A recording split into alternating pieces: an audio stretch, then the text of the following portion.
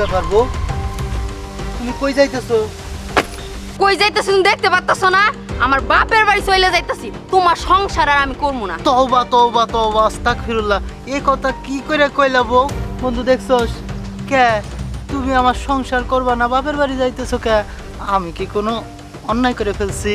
কেন চলে যাইতেছি তুমি বুঝতাছো না? তোমার সংসার আর আমি করবো না।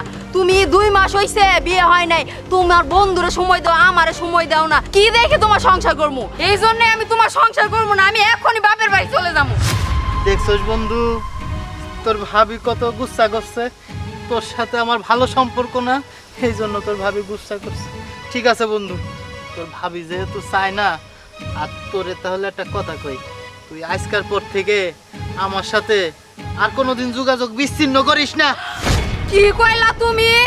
হাই হাই গো, বউয়ের থেকে বন্ধুই আগে তোমার। কেদা তুই না কি কইতাছাস? তুই বন্ধুরে ভালোবাসিস ভালো কথা, তোর বন্ধু একটা ভালো মানুষ, এই জন্য ঘরের বউ বাইর থেকে গেছে গা, তুই এই সাপোর্ট করতেছাস? এটা তো তোর কাছে আমি আশা করি নাই। তুমি জানো মা তোমার বউ কি কয়? হ্যাঁ, তোমার বউ মারে আমি বিয়ে করে নিয়ে আইছি 2 মাসও হয় নাই। আর আমার বন্ধু সম্পর্কে তুমি জানো না? হ্যাঁ, তুমি সব ভুলে গেছো। আমরা ন্যাংটা গালের থেকে একসাথে বড় হয়েছি, একসাথে পড়ালেখা করছি, একসাথে খাইছি ঘুমাইছি। ও আমারে ছাড়া কোনো জায়গায় যায় নাই, আমি ওরা ছাড়া কোনো জায়গায় যাই নাই। আর আজকে 2 দিন বিয়ে করে নিয়ে আইছি এই বোর জন্য আমি আমার বন্ধুরে ভুলে যাবো? মা তুমি কি কথা কও? চুপ কর। তোর বউ কি কইছে বন্ধুকে ভুলে যাবে লিগাল? তোর বউরে যে 2টা মাস ধরে বিয়া করছাস আমি তো দেখতেছি। বৌমারে তুই সময় দাস না, আমি জানি। ও বৌমা, তুমি কিছু মনে করো না, আসলে সবুর হাতে এই ছোট্টবেলা থেকে আমার পোলার একটা বন্ধু আছে। তাছাড়া তুমি মনে আসল খবর জানো না, আমাকে সংসার একদিন খুবই অভাব আছিল। ওতে ওর বাপের বাড়ি থেকে চাল ডাল চুরি করে এনে নে আমার পোলাডারে পালছে। ও খুব ভালো একটা পোলা। হ্যাঁ ঠিক আছে, ও আমাকে উপকার করছে, ও আমার একটা সন্তান। সেই জন্য কি তুই ঘরের বউরে সময় দিবি না? বউ কি তুই জানোস? এই যে তোর বাপে আমার বিয়া করে নিয়ে এসে তোর বাপটা মরিয়া গেছে গা, এখনো পর্যন্ত তোর বাপের বিডার মধ্যে আমি পড়ে রয়েছি।